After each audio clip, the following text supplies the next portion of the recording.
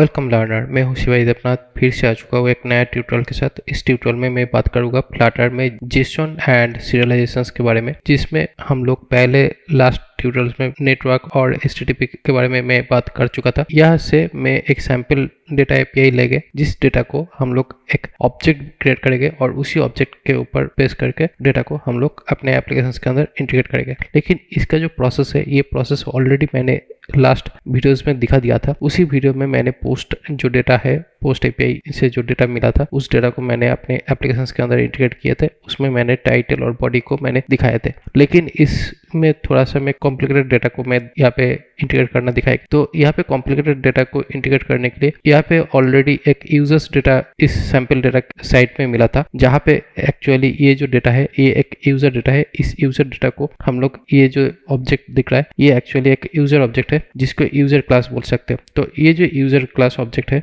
इस user class object के अंदर से हम लोग एक चीज ये हो सकता है कि हम लोग यहाँ से नाम ले सकते हैं, उसका यूजर नाम ले सकते हैं, ईमेल ले सकते हैं। लेकिन ये हो गया एक ऑब्जेक्ट डेटा। लेकिन इस ऑब्जेक्ट डेटा के अंदर दूसरा एक ऑब्जेक्ट डेटा भी मिल सकता है, जिसका नाम है एड्रेस। और एड्रेस के अंदर street, shoot, city, zip code, जियो लोकेशन, ये भी एक अलग से ऑब्जेक्ट है। और जियो लोकेशन जो है, जहाँ पे लैटिट्यूड और लॉन्गिट्यूड दोनों ऑप्शन यहाँ पे है, ये भी एक्चुअली और एक ऑब्जेक्ट डेटा है। तो इसके लिए भी एक क्लास बनाना पड़ेगा। मतलब यहाँ पे जो तीन डेटा है, इस तीन डेटा को एक साथ में हम लोग लेने के लिए यहाँ पे अलग अलग क्लास ऑब्जेक्ट बनाना होगा। तो इसके लिए मैं क्या करता हूँ, पहले हम लोगों को कुछ पैकेज की जरूरत पड़ेगा। उसके लिए पहले क्या है, हम लोग जेसन डेटा को एक्सेस करने के लिए HTTP पैकेज का जो ऑफिशियल पैकेज है, ये पैकेज मैंने यूज़ किया था। तो इस पैकेज को ऑलरेडी मैं इंस्टॉल कर चुका था। तो फिर से मैं एक बार देख लेता हूँ कि अगर मेरे पास वो इंस्टॉल हो चुका है। टाइम को थोड़ा सेव करने के लिए मैंने ऑलरेडी एक प्रोजेक्ट को स्टार्ट करके थोड़ा सा प्रिपेयर करके रखा था। तो यहाँ पे जो प्रोजेक्ट स्ट्रक्चर है, इस प्रोजेक्ट स्ट्रक्चर के अंदर पहले हम लोगों को ये HTTP जो पैकेज है, इसको इंस्टॉल करना होगा। तो इसके लिए हम लोग यहाँ पे कॉमन लाइन टूल यूज़ करेंगे। तो कॉमन लाइन टूल यूज़ करके यहाँ पे कॉमन लाइन से ये जो पैकेज है, इसको इंस्टॉल करना है। तो ये पैकेज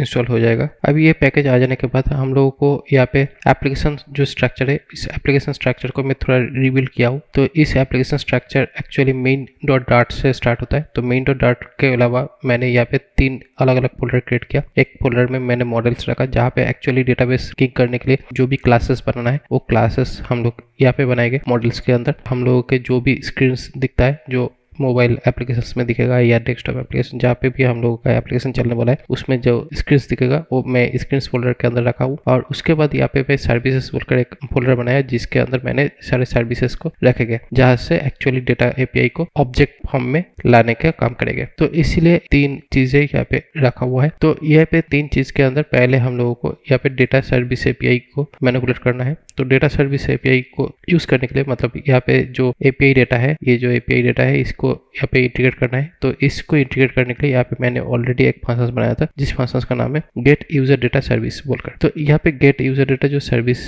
बोलकर जो डेटा API है, उसके लिए मैंने पहले एक काम करता हूँ, यहाँ पे जो पैकेज मैंने इंस्टॉल किया था, उस पैकेज को मैं इंपोर्ट कर लेता हूँ। ये पैकेज को इंपोर्ट कर लेने के लिए मैंने यहाँ पे पहले कॉपी किया। कॉपी करके यहाँ पे मैं पैकेज को इंपोर्ट कर रहा हूँ। इंपोर्ट करने के बाद यहाँ पे मैं एज करके एलाइस नेम यहाँ पे क्रिएट करता हूँ, जिस एलाइस नेम होगा HTTP। तो ये एलाइस नेम क्रिएट हो जाने के बाद अभी मैं यहाँ पे URL क्रिएट करता हूँ, जिसके लिए यहाँ पे एक ऑब्जेक्ट को कॉल करना होगा URI बोलकर। अभी इस URI के अंदर पार्स बोलकर यहाँ पे एक मेथड होता है, जिसके अंदर एक्चुअली जो भी URL है, उस URL का लिंक यहाँ पे डालना है। तो इस लिंक से डेटा उठाना है। तो इसको यहाँ पे डाल दी है। इसको डालने के बाद अभी यहाँ पे हम लोगों को रेस्पॉन्स मिलेगा। तो रेस्पॉन्स मिलने के लिए यहाँ पे रेस्पॉन्स ऑब्जेक्ट जो है, जो कि एक्चुअली HTTP क्लास मेंबर है, मैं यहाँ पे रेस बोलकर लिखा। अभी ये जो रेस्पॉन्स है, इस रेस्पॉन्स डेटा को मिलने के लिए यहाँ पे HTTP.get बोलकर एक मेथड होता है, जिसके अंदर जो URL मैंने इनिशिएट किए थे, उस URL डेटा को यहाँ पे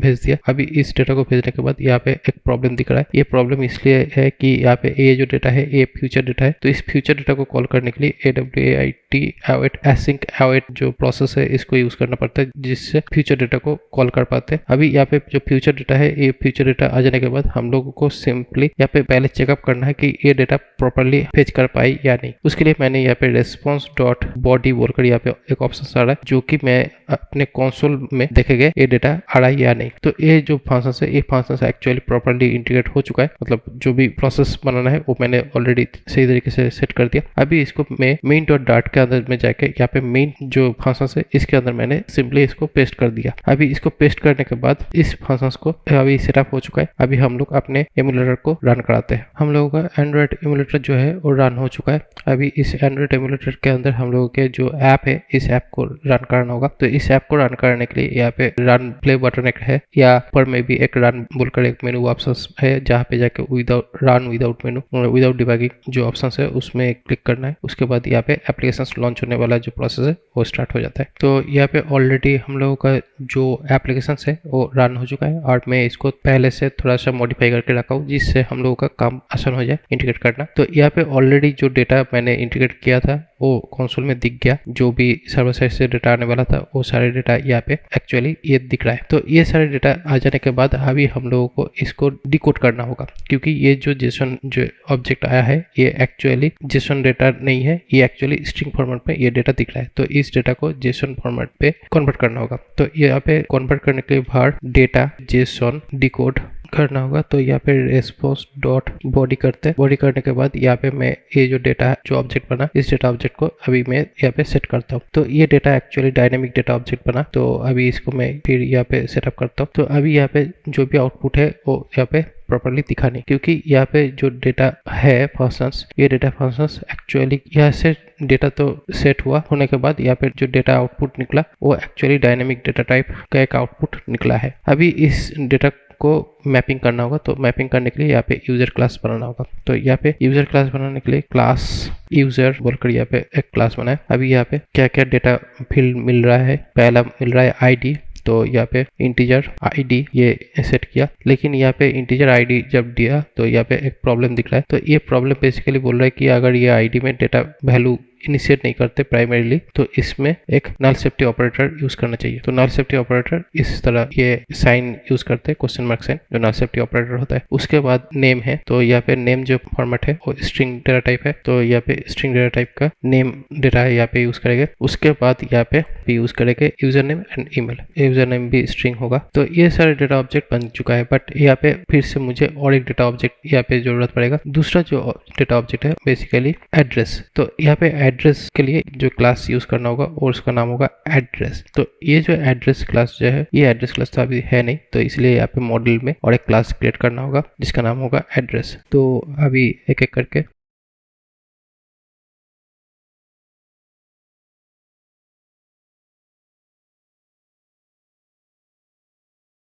इसके अलावा यहाँ पे जियो बोलकर और एक ऑब्जेक्ट है, वो भी हम लोग जियो क्लास का एक ऑब्जेक्ट यहाँ पे यूज कर सकते हैं। उसके बाद यहाँ पे फिर से मैं जियो का भी एक ऑब्जेक्ट क्रिएट कर लेता हूँ।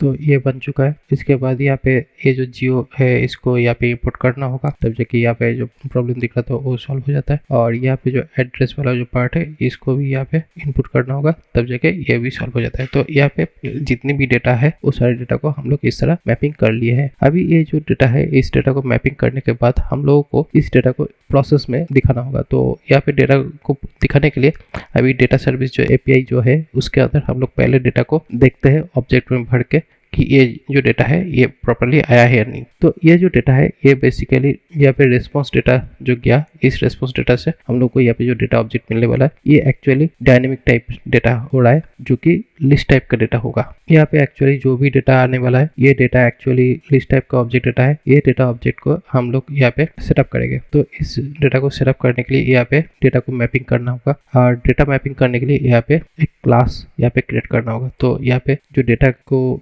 लेने के लिए यहाँ पे हम लोग क्लास क्रिएट करते हैं। इस क्लास का नाम देते हैं यूजर। अभी ये जो सारे डेटा है ये सारे डेटा को हम लोगों को यहाँ पे एक कंस्ट्रक्टर के थ्रू डेटा को यहाँ पे पुश करना होगा। तो यहाँ पे जो डेटा पुश करने का जो ऑप्शन है यहाँ पे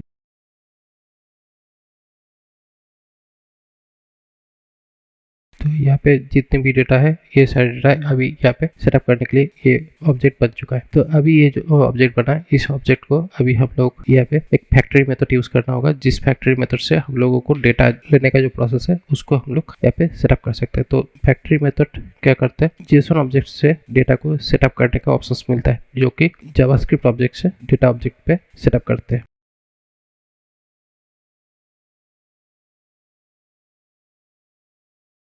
तो ये जो डेटा आएगा ये बेसिकली जेसन टाइप डेटा आएगा।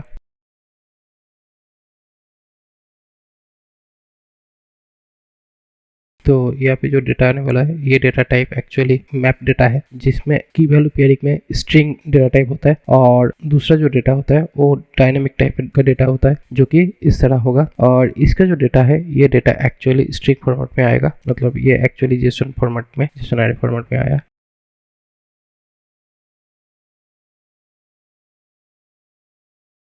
तो यहाँ पे ये डेटा जो है ये डेटा फॉर्मेट यहाँ पे सेटअप हो चुका है। अभी यहाँ पे एड्रेस वाला जो डेटा फॉर्मेट चाहिए उसमें भी इसी तरह एक फैक्ट्री क्लास बनाना होगा। उसके लिए यहाँ पे एड्रेस जो है यहाँ पे एड्रेस क्लास का ऑब्जेक्ट पास होना चाहिए। तो यहाँ पे एड्रेस क्लास में जाते हैं, तो एड्रेस क्लास में भी कुछ इस तरह यहाँ पे डेटा सेटिंग करते हैं। पहले यहाँ पे कंस्ट्रक्टर बनाते हैं एड्रेस क्लास का।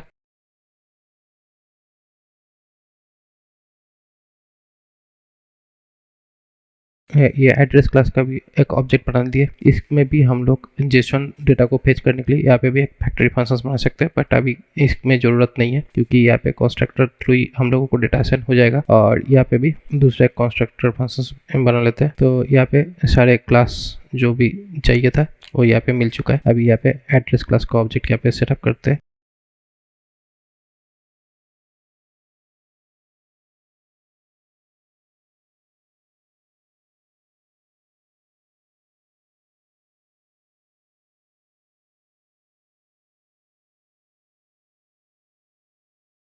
तो यहाँ पे जो भी डेटा है वो डेटा ऑब्जेक्ट यहाँ पे सीरियलाइज कर लिए है। अभी ये जो सीरियलाइजेशन प्रोसेस है इस सीरियलाइजेशन प्रोसेस में हम लोगों को डेटा को अभी यहाँ पे सेटअप करना होगा। तो यहाँ पे क्या होगा, यहाँ पे एक एक डेटा, मतलब यहाँ पे जो डेटा आया ये बेसिकली एक मैप डेटा है। जो लिस्ट डेटा को अभी यहाँ से एक डेटा मिलता है डेटा ऑब्जेक्ट, जो कि एक्चुअली ये जो क्लास ऑब्जेक्ट है इसी क्लास ऑब्जेक्ट को यहाँ पे मिलेगा डेटा। तो अभी ये डेटा मिलने के लिए यहाँ पे user dot gate data from Jason data यहाँ पे मिलता है। अभी ये जो डेटा मिला ये सारे डेटा को एक्चुअली एक ऑब्जेक्ट में कन्वर्ट किया जो कि टू लिस्ट बोलकर यहाँ पे ऑप्शंस देता है। तो यहाँ पे एक्चुअली जो डेटा है ये एक्चुअली जेसन डायनेमिक डेटा है, और जेसन डायनेमिक डेटा से हम लोगों को एक एक डेटा को गेट करके वो डेटा को यहाँ पे डालना पड़ता है। तो ये डेटा ऑब्जेक्ट यहाँ पे डाला, उसके बाद यहाँ पे सारे डेटा जो है वो डेटा यहाँ पे लिस्ट करके इस लिस्ट के अंदर हम लोग यूजर्स बोलकर ये जो डेटा सेट है वो यहाँ पे आ जाता है। तो यहाँ पे जो भी डेटा सेट है वो एक्चुअली यूजर डेटा सेट होगा। तो अभी इसको यहाँ पे सेट करने के बाद अभी देखते हैं कि ये डेटा सेट किस तरह दिखता है। तो यहाँ पे जो यूजर्स डेटा सेट है यहाँ पे एक्चुअली सारे यूजर डेटा सेट यहाँ पे आ चुका है। तो अभी यहाँ पे मैं जीरो डेटा करके यहाँ पे मैं सिंपली नेम्स देखना चाहता हूँ कि यहाँ पे नेम सही तरीके से दिख रहा है या नहीं। तो यहाँ पे क्या हुआ, यहाँ पे ऑलरेडी हम लोगों का एक यूजर डेटा मिल गया है। जब भी हम लोगों को डेटा को चेकअप करना है और ये डेटा लोड नहीं हुआ था तो उसके मतलब ये है कि हम लोगों को एक बार इस प्रोसेस को हॉट रीलोड ऑप्शन था, हॉट रीलोड ऑप्शन पे हम लोगों को डेटा मिलता नहीं है। तो इसीलिए मैंने यहाँ पे रिस्टार्ट बटन को प्रेस कर दिया, जिससे क्या हुआ ये डेटा प्रॉपरली मैपिंग हुआ या नहीं है वो हम लोग को यहाँ पे डायरेक्टली दिखाई देता है। अगर हम लोग यहाँ पे एड्रेस देखना चाहते हैं तो यहाँ पे अच्छा यहाँ पे जो डेटा था ये डेटा एक्चुअली प्रॉपरली सेट नहीं हुआ था, क्योंकि यहाँ पे ये जो डेटा एड्रेस है ये डेटा एड्रेस के लिए भी हम लोगों को यहाँ पे जैसे यूजर मैपिंग करना पड़ा फैक्ट्री भाषा यूज करके, सेम जैसे ही यहाँ पे भी हम लोगों को वो डेटा मैपिंग करना पड़ेगा। तो उसके लिए यहाँ पे भी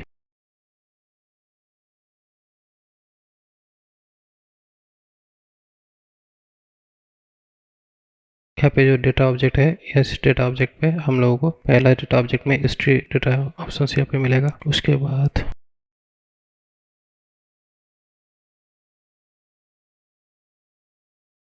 अभी हम लोग यहाँ पे जियो वाला जो पार्ट है ये मैं अभी यहाँ पे डाला नहीं, क्योंकि इसके लिए अभी हम लोग को उस पे मैपिंग करना होगा। तो अभी मैं यहाँ पे मैपिंग कर लेता हूँ।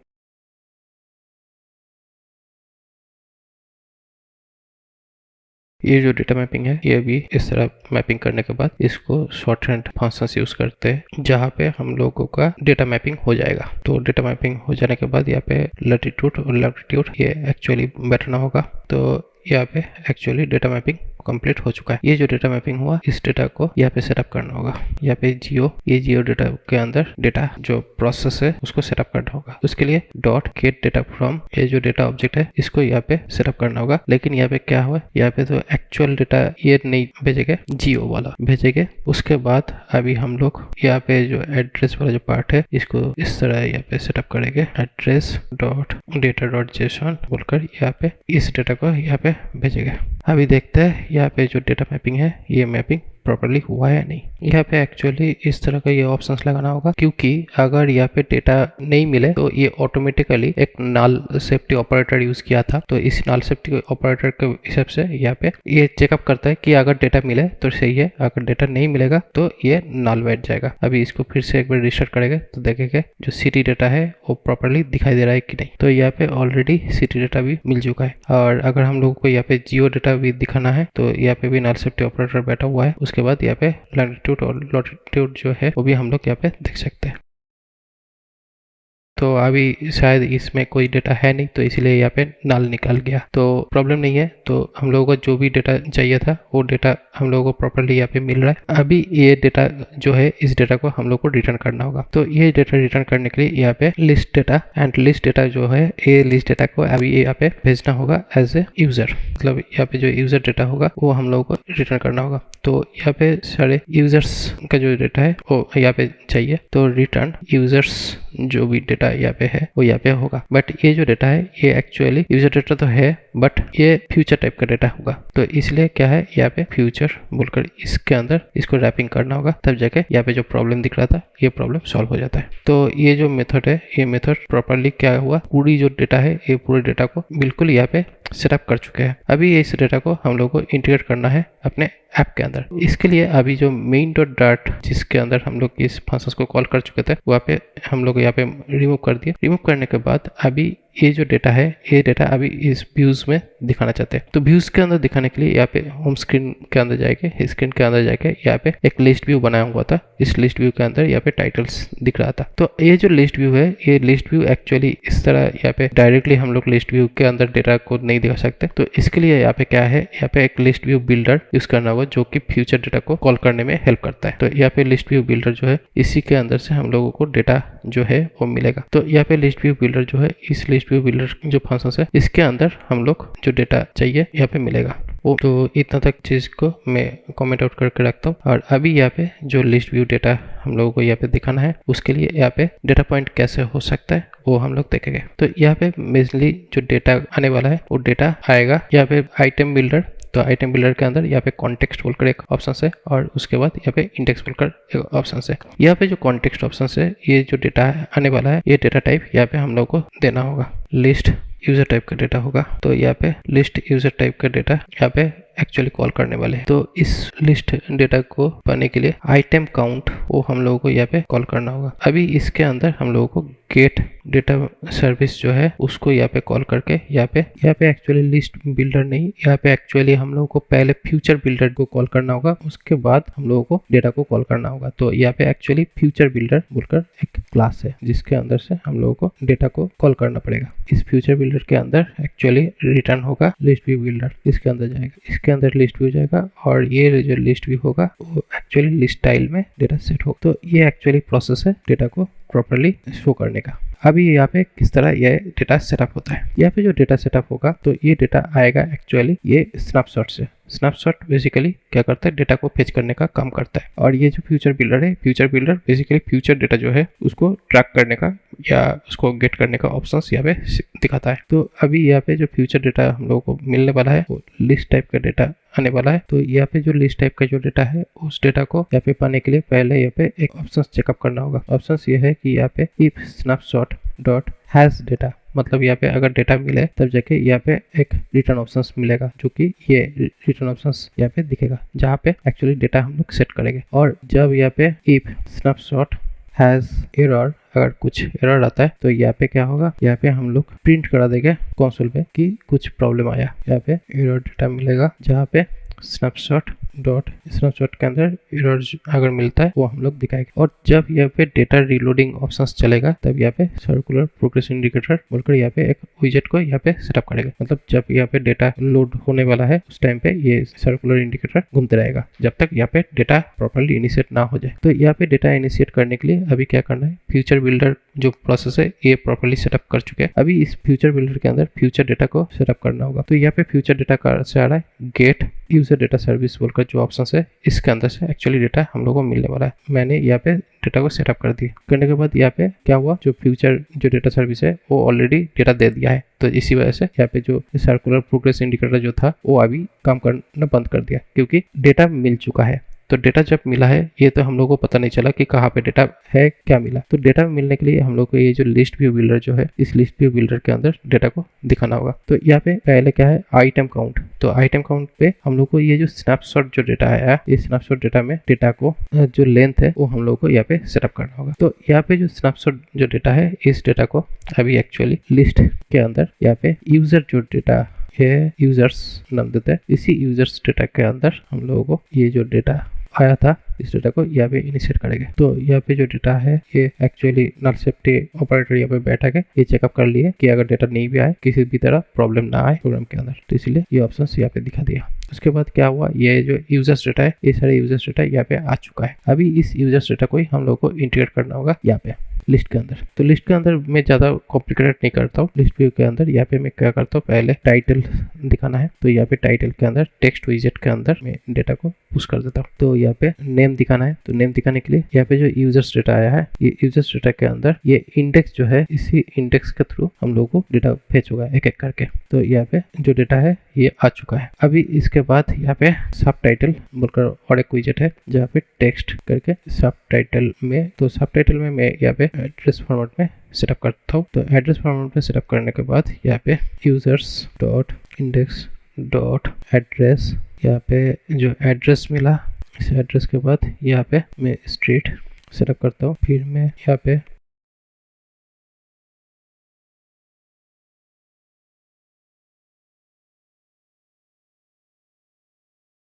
तो यहाँ पे ऑलरेडी सारे डेटा यहाँ पे आ चुका है और ये सारे डेटा आके यहाँ पे पूरी लिस्ट जो है जहाँ पे पूरा यूजर डिटेल्स दिख रहा है, यूजर का नेम और यूजर का एड्रेस, और यूजर का एड्रेस में जो जो एड्रेस हम लोग दिखाना चाह रहे थे street, sweet, city, zip code, ये सारे डेटा एक्चुअली आ चुका है। ये जो डेटा फेच करने का जो ऑप्शन है इसका जो डेटा सीरियलाइजेशन प्रोसेस है कॉम्प्लेक्स डेटा का वो मैंने दिखा चुका हूँ। ये जो ट्यूटोरियल है इसमें मैंने जो प्रोसेस दिखाया ये प्रोसेस कम्प्लीटली बहुत ही इजीएस्ट वे में मैंने दिखाने की कोशिश किया जो आप लोगों को काम करने के लिए बहुत ही ज़्यादा हेल्पफुल होगा। और ये जो प्रोसेस है ये प्रोसेस आप जितना प्रैक्टिस करोगे ना आपको नॉलेज में ये बैठ जाएगा। मैंने यहाँ पे एक पैकेज यूज करके भी दिखा सकता हूँ। इसको सीरियलाइज एंड डिसीरियलाइज किस तरह करते हैं वो हम लोग नेक्स्ट ट्यूटोरियल के अंदर इसी डेटा के ऊपर हम लोग चेकअप करेंगे जो एक थर्ड पार्टी पैकेज को यूज करके करेंगे। यहाँ पे मैंने कॉम्प्लेक्स डेटा कैसे प्रोसेस हुआ वो मैंने दिखाया।